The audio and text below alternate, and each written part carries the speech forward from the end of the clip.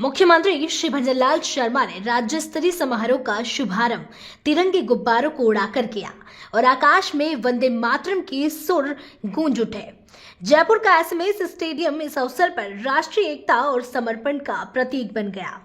CM Shri Sharma के प्रेरणादायक नेतृत्व में आयोजित इस समारोह में मंत्रियों, विधायकों, विद्यार्थियों और नागरिकों की बड़ी भागीदारी रही।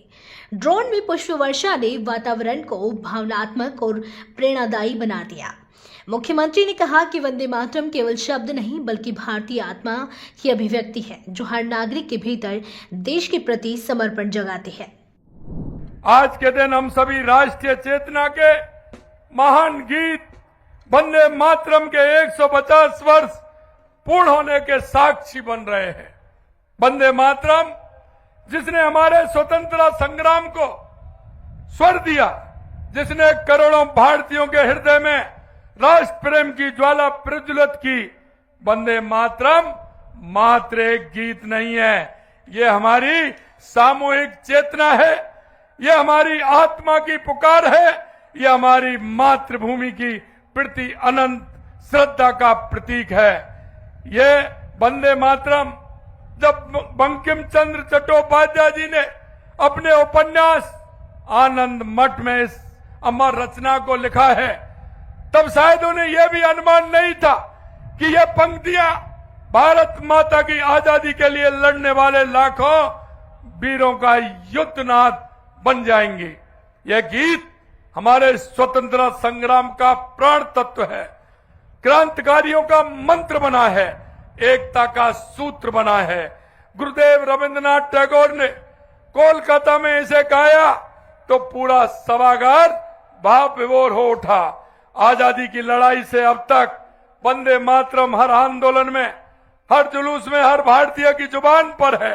आज जब हम 150 वर्षों का इतिहास उत्सव मना रहे, तो मैं विशेष रूप से आप युवाओं से संवाद करना चाहता हूं। आप भारत के भविष्य, इस राष्ट्र की आशा हैं और इस महान विरासत के संरक्षक हैं। क्या आप जानते हैं कि नेताजी सुभाष चंद्र बोस ने जब आजाद हिंद फौज की अंतरिम सरकार की घोषणा की थी, तो उसे उस समय वंदे मातरम गाया था। क्रांतिकारी जब फांसी के तख्ते पर चढ़ते थे तो उनके होठों पर वंदे मातरम होता था। आप सभी को यह जानना आवश्यक है कि अंग्रेज सरकार इस गीत से इतनी भयभीत थी कि उन्होंने ऐसे सार्वजनिक रूप से गाने पर प्रतिबंध लगा दिया था, क्योंकि इस गीत में वो शक्ति है जो लाखों भारतीयों को एक सूत्र में बांधने का काम करती है। कार्यक्रम के विधायक श्री गोपाल शर्मा ने कहा कि मुख्यमंत्री श्री भजनलाल शर्मा ने वंदे मातरम के 150 वर्ष के अवसर को जिस तरह से ऐतिहासिक रूप में प्रस्तुत किया है, वह आने वाली पीढ़ियों के लिए प्रेरणा बनेगा। वंदे मातरम गीत स्वतंत्रता संग्राम का मंत्र रहा हुआ है। वंदे मातरम को गाते हुए कितने ही क्रांतिकारियों ने फांसी को स्वीकार किया। देश की आजादी की लड़ाई के अंदर कोई भी महत्वपूर्ण कदम उठाते समय, चाहे वो आजाद हिंद फौज की स्थापना हो, चाहे भारत की स्वतंत्रता के क्षण हो, वंदे मातरम ही मूल मंत्र बना है।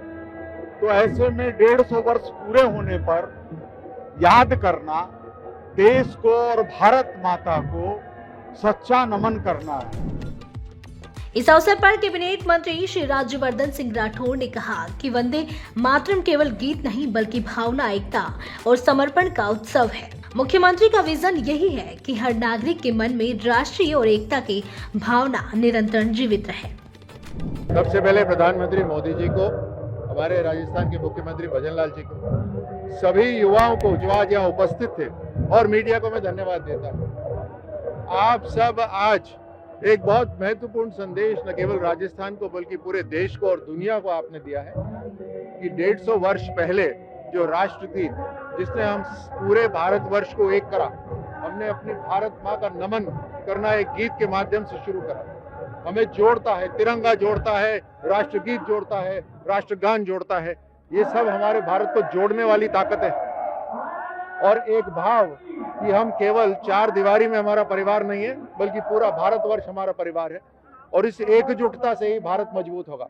यही भाव आज के कार्यक्रम में था।